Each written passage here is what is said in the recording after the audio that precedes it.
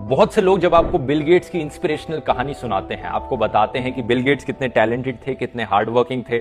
इसमें कोई शक नहीं, ये बहुत टैलेंटेड इंसान थे, बहुत हार्ड वर्किंग थे।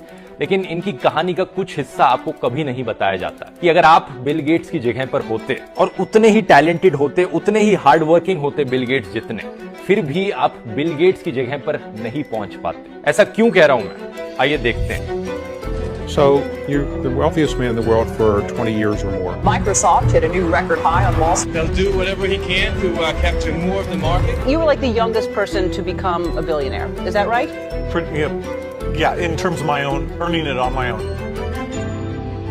नमस्कार दोस्तों, साल 1967 वॉशिंगटन में सियाटल शहर, एक 8वीं कक्षा में पढ़ने वाले लड़के बिल के हाथों एक कंप्यूटर लग जाता है। ये कंप्यूटर आज के जमानों के कंप्यूटर की तरह नहीं, उस जमाने का ये एक टेलीटाइप मॉडल 33 ASR टर्मिनल था जो फोन लाइंस के थ्रू जनरल इलेक्ट्रिक कंपनी के कंप्यूटर के थ्रू कनेक्टेड था। लेकिन यही चीज इस लड़के बिल को हैरान करके रख देती है कि क्या क्या कर सकता है ये कंप्यूटर। बिल घंटों समय बिताने लगता है इस कंप्यूटर पर, अपना पहला प्रोग्राम डेवलप करता है इस कंप्यूटर पर, और कुछ साल बाद अगर हम फास्ट फॉरवर्ड करें, बिल गेट्स बन जाते हैं दुनिया के सबसे अमीर आदमी। करीब 20 सालों तक ये वर्ल्ड के रिचेस्ट इंसान रहे। आज के दिन ये 4th रिचेस्ट हैं एट $124 बिलियन ऑफ वेल्थ।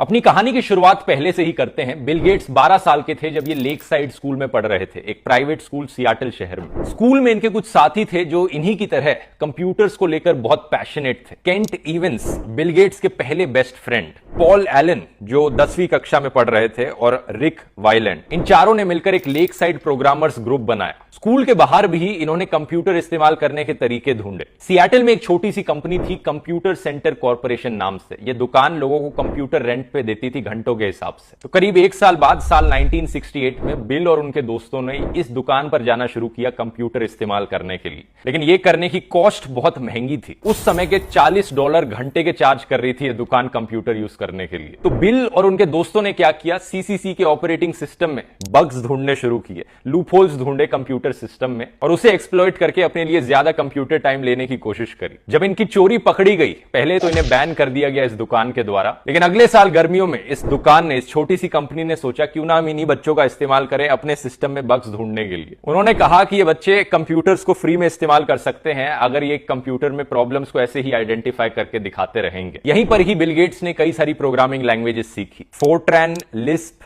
लेकिन कुछ समय बाद ये छोटी सी दुकान आउट ऑफ बिजनेस चली गई। फिर से इन बच्चों के पास कोई तरीका नहीं था कंप्यूटर एक्सेस करने का। फिर इन्होंने एक कंपनी ढूंढी पोर्टलैंड में, इंफॉर्मेशन साइंसेज इंक करके।